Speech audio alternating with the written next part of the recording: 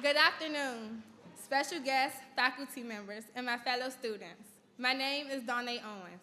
I'm the student government president and a proud member of the class of 2012 at Benjamin Banneker Academic High School. I am privileged to be here today, welcoming our nation's president, Barack Obama. We are very proud that the president chose Benjamin Banneker as the venue for his third annual Back to School speech. Banneker is one of the top public schools in the District of Columbia, celebrating our 30th year anniversary as a magnet school, having maintained 100% graduation rate and college acceptance rate. As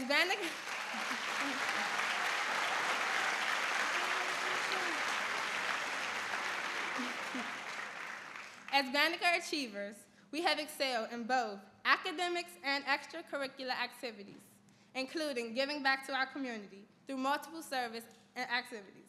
I attribute my success to my parents, my school family, and my strong work ethic and self-determination.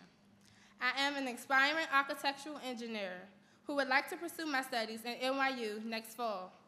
Currently, I intern at Barnes Vance Architects, an architectural firm that is preparing me for my future career. Since my freshman year here at Banneker, I have been fortunate enough not to have been faced with the painful dilemmas that increasing number of our nation's students face daily. Recently, I was a recipient of the 2011 Congressional Black Caucus Foundation Essay Scholarship.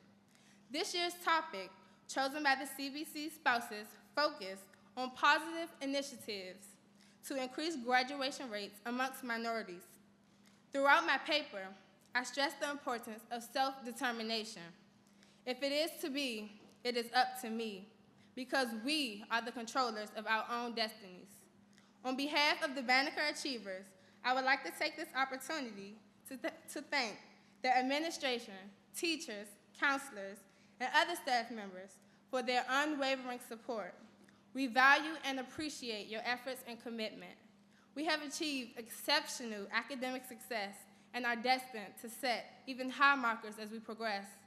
Today's presidential address will be memorable and a historic event for all of us. We feel honored and are humbled today to represent students all over America as we look forward to another year of scholastic challenges and opportunities. So, with further ado, from president to president, let me invite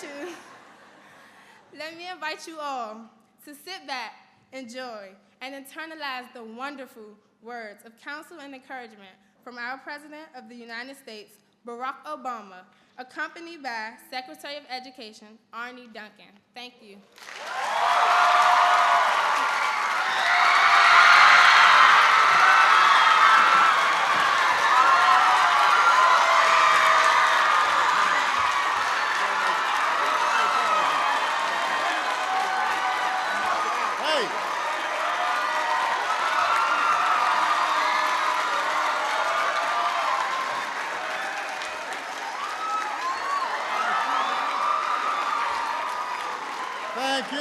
Thank you very much. Everybody, please have a seat. Oh, well, Madam President, that was an outstanding introduction. We are so proud of Donnae for representing this school so well. And in addition, I also want to acknowledge your outstanding principal who has been here for 20 years. First as a teacher, now as an outstanding principal, Anita Berger. Please give her a big round of applause.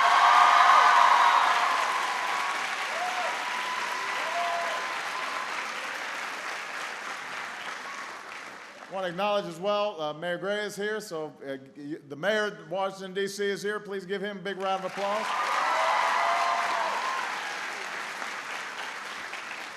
And I also want to thank somebody who is going to go down in history as one of the finest secretaries of education that we've ever had. Arne Duncan is here.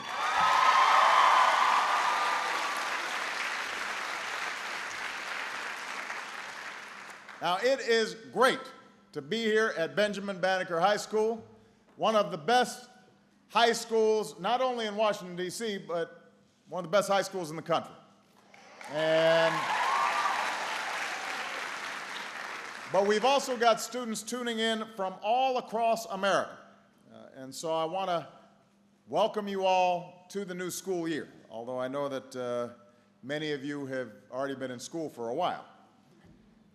I know that here at Banneker, you've been back at school for a few weeks now, so everything's just starting to settle in, just like for all your peers all across the country. The fall sports season is underway. Musicals and marching band routines are starting to shape up, I believe. And your first big tests and projects are probably just around the corner. I know that you've also got a great deal going on outside of school. Your circle of friends might be changing a little bit. Issues that used to stay confined to hallways or locker rooms are now finding their way onto Facebook and Twitter. Some of your families might also be feeling the strain of the economy. As many of you know, we're going through one of the toughest economic times that we've gone through in our lifetime, in my lifetime. Your lifetime hasn't been that long. And so as a consequence, you might have to pick up an after-school job to help out your family. Or maybe you're babysitting for a younger sibling because mom or dad is working an extra shift. So all of you have a lot on your plates. You guys are growing up faster and interacting with a wider world in a way that old folks like me, frankly, just didn't have to. So today, I don't want to be just another adult who stands up and lectures you like you're just kids, because you're not just kids. You're this country's future. You're young leaders. And whether we fall behind or race ahead as a nation is going to depend in large part on you. So I want to talk to you a little bit about meeting that responsibility. It starts, obviously, with being the best student that you can be. Now, that doesn't always mean that you have to have a perfect score on every assignment. It doesn't mean that you've got to get straight A's all the time, although that's not a bad goal to have. It means that you have to stay at it. You have to be determined, and you have to persevere. It means you've got to work as hard as you know how to work. And it means that you've got to take some risks once in a while. You can't avoid the class that you think might be hard because you're worried about getting the best grade if that's a subject that you think you need to prepare you for your future. You've got to wonder. You've got to question. You've got to explore. And every once in a while, you need to color outside of the lines. That's what school's for. Discovering new passions, acquiring new skills, making use of this incredible time that you have to prepare yourself and give yourself the skills that you're going to need to pursue the kind of careers that you want. And that's why when you're still a student, you can explore a wide range of possibilities. 1 hour you can be an artist, the next an author, the next a scientist or a historian or a carpenter. This is the time where you can try out new interests and test new ideas. And the more you do, the sooner you'll figure out what makes you come alive, what stirs you, what makes you excited, the career that you want to pursue. Now, if you promise not to tell anybody, I will let you in on a little secret. I was not always the very best student that I could be when I was in high school, and certainly not when I was in middle school. I did not love every class I took. I wasn't always paying attention the way I should have. I remember when I was in 8th grade, I had to take a class called ethics. Now, ethics is about right and wrong, but if you'd asked me what my favorite subject was back in 8th grade, it was basketball. I don't think ethics would have made it on the list. But here's the interesting thing. I still remember that ethics class, all these years later. I remember the way it made me think. I remember being asked questions like, what matters in life? Or what does it mean to treat other people with dignity and respect? What does it mean to live in a diverse nation where not everybody looks like you do or thinks like you do or comes from the same neighborhood as you do? How do we figure out how to get along? Each of these questions led to new questions. And I didn't always know the right answers.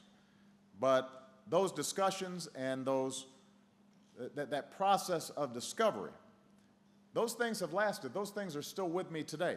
Every day I'm thinking about those same issues as I try to lead this nation.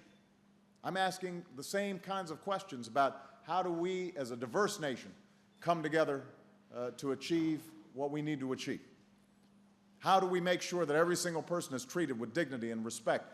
What responsibilities do we have to people who are less fortunate than we are? How do we make sure that everybody's included in this family of Americans? Those are all questions that date back to this class that I took back in 8th grade. And here's the thing, I still don't know all the answers to all these questions. But if I just tuned out because the class sounded boring, I might have missed out on something that not only did I turn out enjoying, but has ended up serving me in good stead for the rest of my life. So that's a big part of your responsibility, is to test things out, take risks, try new things, work hard. Don't be embarrassed if you're not good at something right away. You're not supposed to be good at everything right away. That's why you're in school.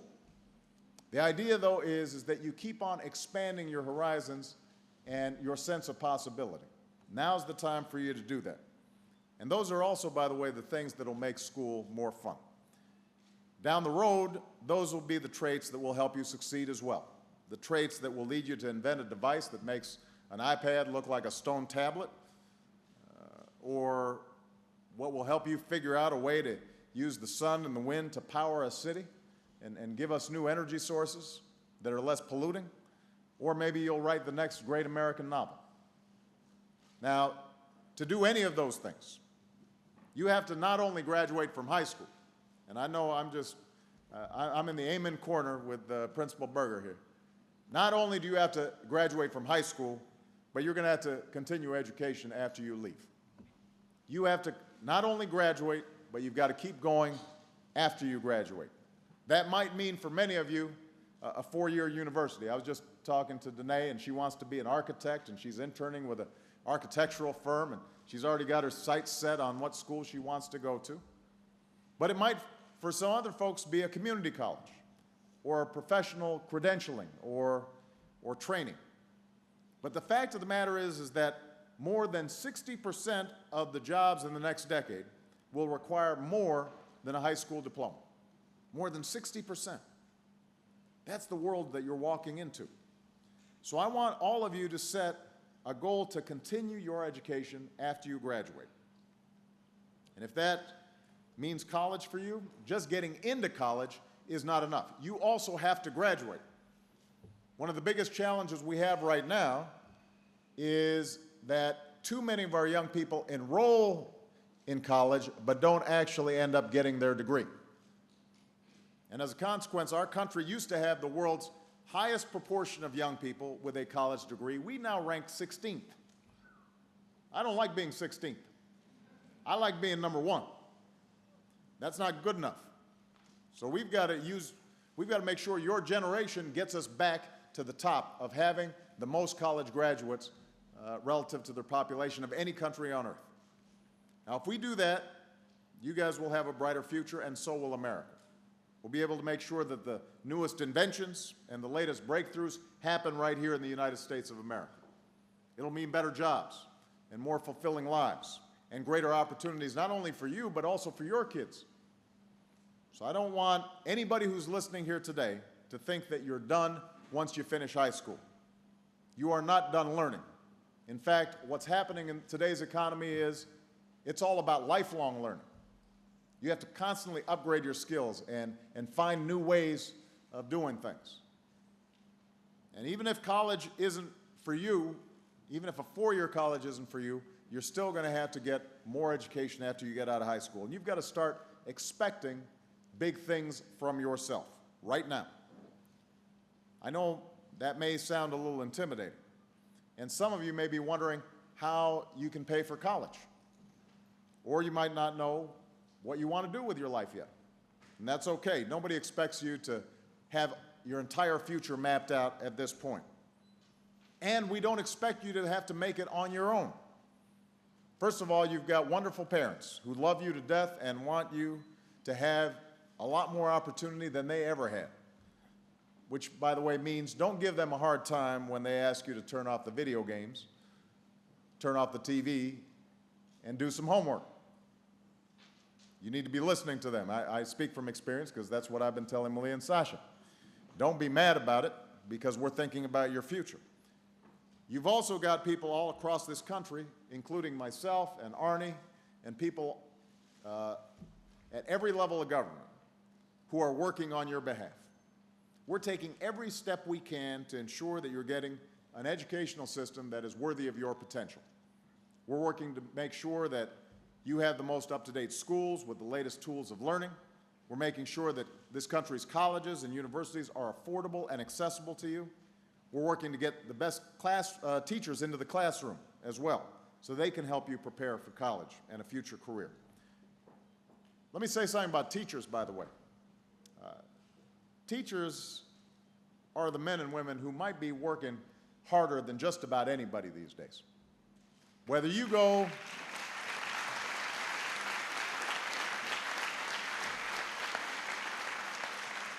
to a big school or a small one, whether you attend a public or a private or a charter school, your teachers are giving up their weekends, they're waking up at dawn, they're cramming their days full of classes and extracurricular activities, and then they're going home, eating some dinner, and then they've got to stay up sometimes past midnight grading your papers and correcting your grammar and making sure you got that algebra formula properly. And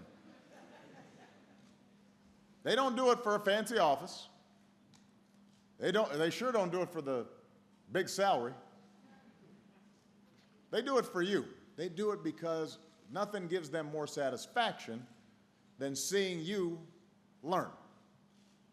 They live for those moments when something clicks, when you amaze them with your intellect or your vocabulary. They see what kind of person you're becoming. And they're proud of you. And they say, I had something to do with that wonderful young person who's going to succeed.